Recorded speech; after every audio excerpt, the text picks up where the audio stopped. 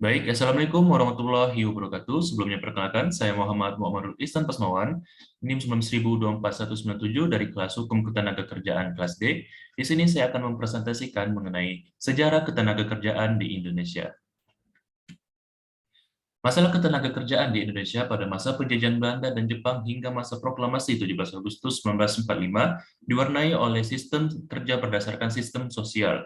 Pada masa itu dikenal adanya hubungan kerja yang diwarnai oleh sistem perbudakan, kerja rodi, punala sanksi, dan perlururan. Untuk mengetahui lebih jauh, berikut penjelasannya. Yang pertama yaitu sistem perbudakan. Pada masa pemerintahan Hindia Belanda, hubungan kerja diwarnai oleh berlakunya sistem perbudakan. Apa yang disebut perbudakan adalah suatu keadaan di mana seseorang disebut budak melakukan pekerjaan di bawah perintah pihak lain, yaitu pihak budak. Sementara pihak yang disebut budak tidak mempunyai hak atas kehidupannya. Budak diwajibkan melaksanakan segala perintah yang diberikan oleh pemilik budak. Para pemilik budak dalam hal ini adalah satu-satunya pihak yang memiliki hak untuk mengatur dan memberi kerja serta hak lainnya atas budaya yang dimilikinya. Pendek kata, budak tidak memiliki daya tawar atau kebebasan memilih untuk menerima atau menolak pekerjaan dalam hal bekerja. Budak tidak memiliki batas waktu jam kerja. Jam kerja budak sepenuhnya dimiliki oleh si pemilik budak. Satu-satunya kebaikan yang dapat diterima oleh para budak sangat tergantung pada kebaikan para pemiliknya. Sistem perbudakan pada masa sebelum proklamasi setelah berlangsung lama dan memiliki akar sejarah dengan berlakunya sistem kelas sosial pada masyarakat Indonesia. Kebijakan politik Hindia Belanda berkaitan dengan masalah perbudakan ini baru mulai diperhatikan. Perbudakan mulai diatur dengan terbitnya peraturan pada tahun 1817 yang diisinya mengatur pengiriman budak ke Pulau Jawa dari Pulau Jawa. Pengaturan itu pun masih sebatas pengaturan untuk membatasi bertambahnya jumlah budak di Pulau Jawa. Pengaturan lebih lanjut baru terjadi pada tahun 1825 ketika pemerintah Hindia Belanda mengeluarkan peraturan untuk membatasi jumlah pemilik budak dan kepemilikan budak serta mengatur kewajiban-kewajiban para pemilik budak terhadap budak yang dimilikinya. Dalam peraturan tersebut diatur sekurang-kurangnya ada 5 hal pokok, yaitu sebagai berikut. Yang pertama, budak yang telah kawin atau berumah tangga tidak boleh dipisahkan dari anak dan istrinya. Yang kedua, mulai dilarang adanya perdagangan budak dan mendatangkan budak dari luar Hindia Belanda. Yang ketiga, mengatur hal-hal yang dapat membebaskan budak. Yang keempat, mengatur kewajiban untuk memberi makan, pakaian, dan upah. Dan yang kelima, mengancam dengan pidana jika terjadi penganiayaan terhadap budak dan juga ancaman pidana bagi budak yang meninggalkan pekerjaan atau menolak pekerjaan yang layak. B. Sistem kerja paksa atau RODI. Meskipun pemerintah Hindia Belanda menerbitkan peraturan penghapusan perbudakan, namun dalam praktik sistem perbudakan terus terjadi. Bahkan terdapat pola kerja yang jauh lebih kejam ketimbang perbudakan, yakni berlakunya sistem kerja paksa atau kerja RODI. Sistem kerja paksa atau kerja RODI adalah sistem kerja yang diberlakukan secara kolektif dalam bentuk satuan desa, suku atau kerajaan atau keperluan raja. Pekerjaan ini pada mulanya berbentuk gotong royong, namun dalam perkembangannya sistem gotong royong ini berubah menjadi kerja paksa untuk kepentingan seseorang atau pihak lain dengan tanpa upah. Peristiwa kerja paksa semasa pemerintah Hindia Belanda diantaranya terjadi untuk kepentingan pembangunan pabrik, benteng, jalan, dan perumahan yang semuanya untuk kepentingan pemerintah Hindia Belanda. Sampai saat ini, kerja paksa yang terus diingat banyak orang adalah kerja paksa semasa Hendrik Willem Dendels menjabat sebagai Gubernur Jenderal Hindia Belanda pada tahun 1807 sampai dengan 1811. Pada saat itu, kerja paksa untuk kepentingan pembuatan jalan dari Anyer, Provinsi Banten, hingga Panarukan di Jawa Timur. Pada dasarnya, kerja paksa atau kerja rodi itu lebih kejam dari perbudakan, mengingat dalam kerja rodi mereka tidak diberi makan dan pemondokan sebagai dalam perbudakan. Pada zaman penjajahan Jepang, kondisi kerja paksa makin parah. Rakyat yang disuruh kerja paksa atau romusa untuk membangun jalan, jembatan, bandar udara, dan kepentingan pemerintah kependudukan lain tanpa upah. Mereka diberi sanksi fisik yang keras apabila lamban bekerja. Sementara makanan yang diberikan tidak memadai, situasi tersebut membuat banyak pekerja atau buruh yang jatuh sakit bahkan meninggal dunia di lokasi pekerjaan. Yang C, Punalai sanksi. Pada masa pemerintahan Hindia Belanda, selain perbudakan dan kerja paksa, dikenal pula istilah punalai sanksi. Punalai sanksi adalah hukuman yang diberikan kepada pekerja karena meninggalkan atau menolak melakukan pekerjaan tanpa alasan yang dapat diterima dengan pidana denda antara Rp16 hingga Rp25 atau dengan kerja paksa selama 7 hari hingga 12 hari. Punalai sanksi merupakan produk dari terbitnya Agraris C. Wade atau Undang-Undang Agraria tahun 1870 yang isinya mendorong munculnya perkebunan swasta besar sehingga membutuhkan pekerja atau buruh dalam jumlah banyak. Agar perkebunan memperoleh jaminan bahwa pekerjaan atau buruh tetap melakukan pekerjaannya, maka dikeluarkan Allegemen Politiestraatverband atau STBL 1872 nomor 3 yang memuat punalai sanksi. Jika dilihat dari aspek yuridis, punalai sanksi memberi kedudukan yang tinggi pada para penguasa dan mudah untuk disalahgunakan karena posisi kerja atau buruh yang lemah dan kurangnya pengawasan dalam bidang ketenagakerjaan.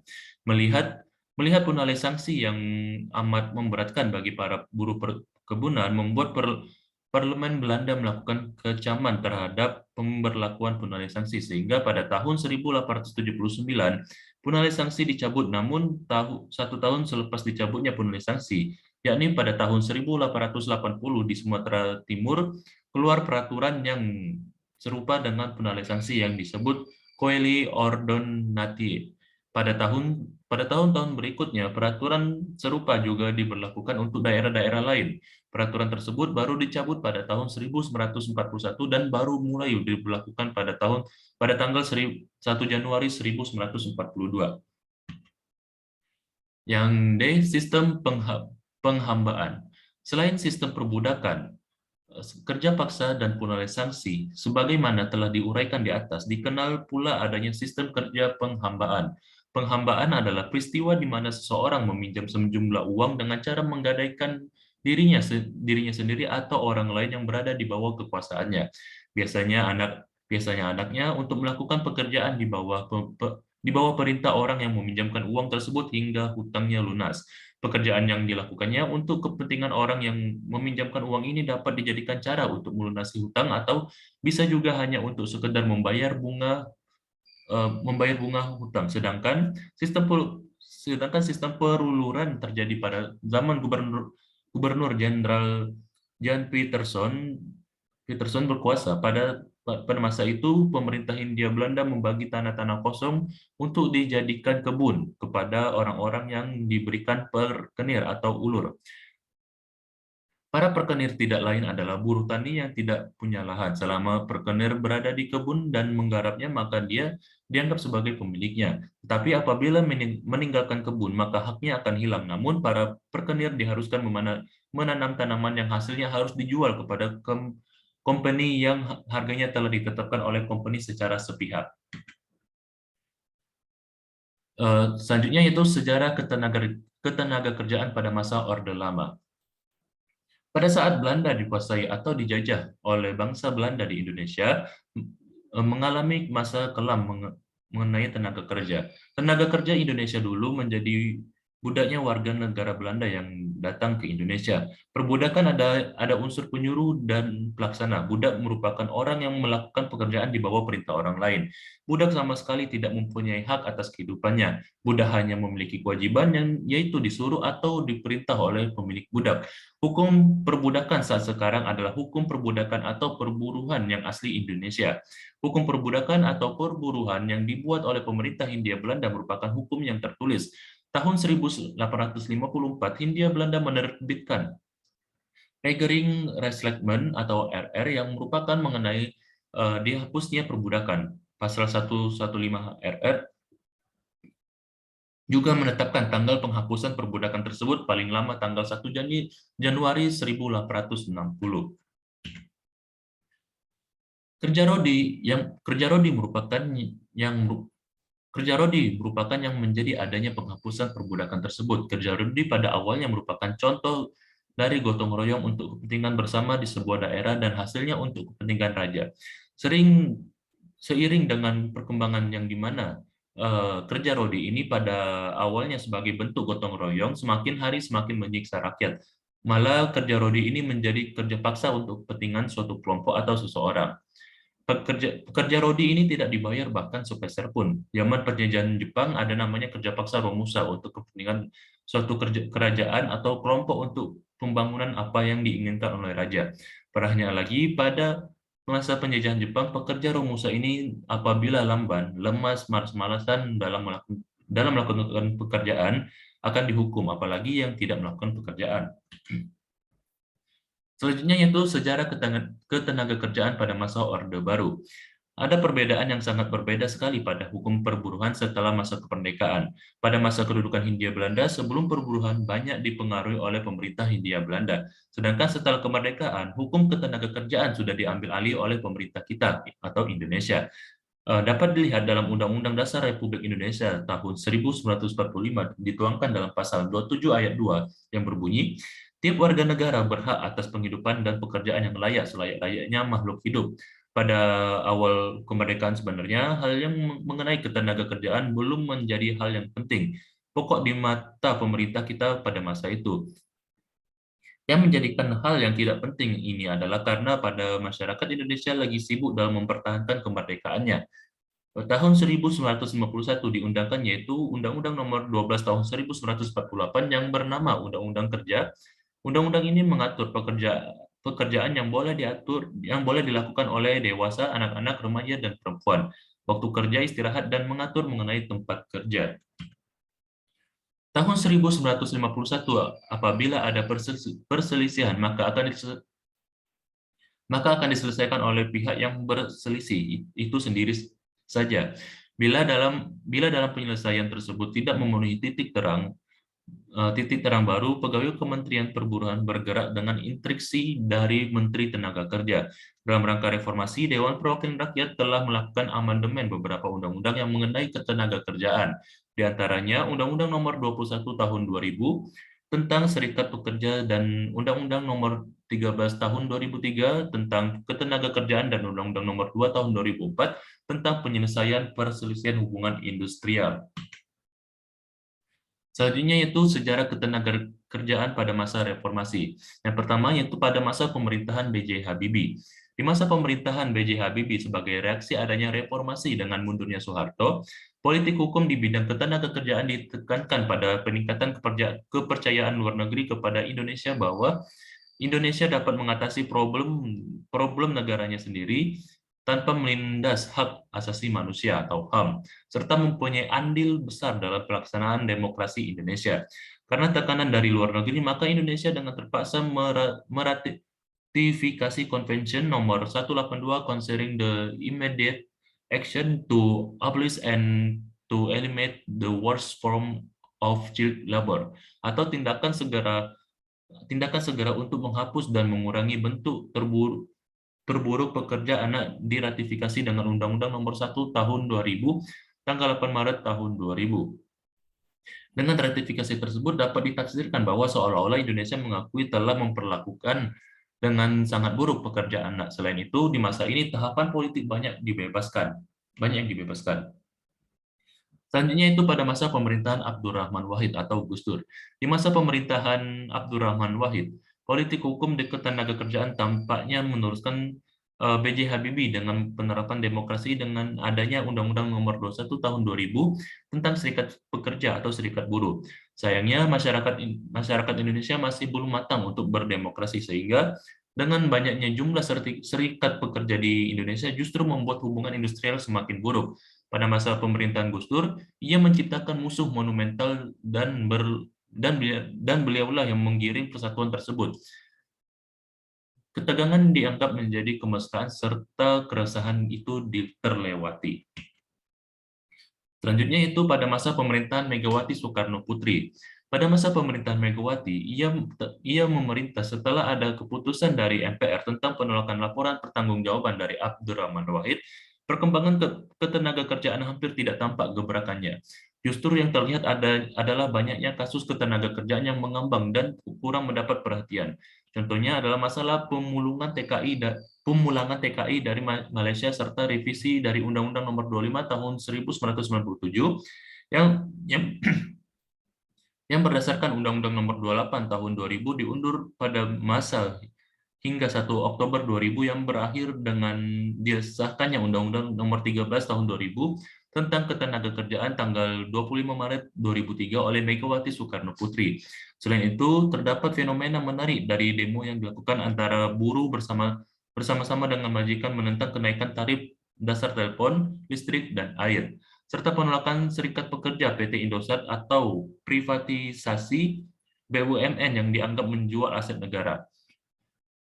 Catatan negatif pada masa ini adalah penangkapan para aktivis demonstran. Terhadap hal ini ada pandangan yang mengatakan bahwa Megawati telah melakukan cara bagaimana ia dapat menduduki kursi kepresidenan dengan melalui demonstrasi. Politik hukum Megawati dapat dirasakan langsung dampaknya setelah tragedi bom Bali di dunia ketenagakerjaan adalah banyaknya hari libur. Dampak negatif bom Bali sangat terasa pada perekonomian bangsa. Investor asing banyak yang meninggalkan Indonesia karena tidak terjaminnya keamanan negara, ditambah lagi tragedi bom Marriott. Hal ini ternyata berakibat pada politik hukum ketenagakerjaan Megawati, yaitu memulihkan sektor pariwisata sebagai inti dari peningkatan perekonomian bangsa. Untuk menunjang pemulihan sektor pariwisata, perlu kebijaksanaan publik dengan pengalihan hari libur ke hari yang lainnya sebelum atau sesudahnya. Dampak negatif dari banyaknya hari libur ini misalnya terkesan bangsa Indonesia adalah bangsa pemalas bekerja, lebih menyenangi banyak hari libur nasional ketimbang hari kerja. Selanjutnya yaitu pada masa pemerintahan Susilo Bambang Yudhoyono atau SBY.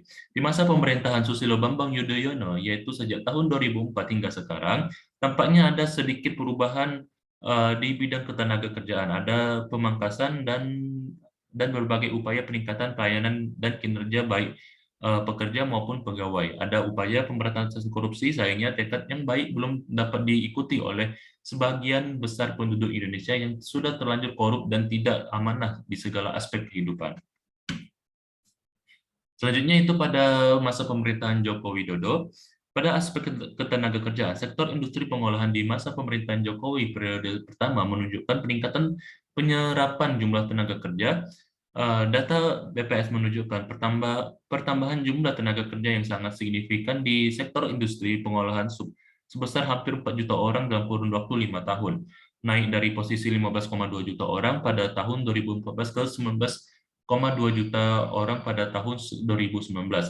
Peningkatan jumlah tenaga kerja yang terjadi pada tahun 2015 sampai 2019 ini lebih besar dari peningkatan jumlah tenaga kerja pada periode 2010 sampai 2014 yang menyentuh angka 2,41 juta orang. Namun demikian, akibat dampak pandemi COVID-19, jumlah tenaga kerja sektor industri pengolahan secara bertahap berkurang menjadi 18,7 juta orang pada Februari 2020 dan 17,5 juta orang pada Agustus 2020. Seiring dengan mulai pulihnya sektor industri pengolahan dari dampak pandemi, jumlah tenaga kerja di sektor ini kembali meningkat ke angka 17,82 juta orang pada Februari 2021. Melihat indikator-indikator kinerja di atas, di tengah berbagai tantangan global, kinerja industri manufaktur Indonesia di masa pemerintahan Jokowi secara keseluruhan menunjukkan pertumbuhan yang selalu positif dari tahun ke tahun. Ini terlihat dari kontribusi sektor manufaktur terhadap PDB yang selalu meningkat, nilai investasi sektor manufaktur yang selalu bertambah, kontribusi ekspor yang selalu dominan dalam struktur ekspor nasional, jumlah kontribusi pajak terhadap penerimaan negara, jumlah tenaga kerja yang bertambah, dan resiliensi yang tinggi terhadap gejolak lingkungan termasuk krisis.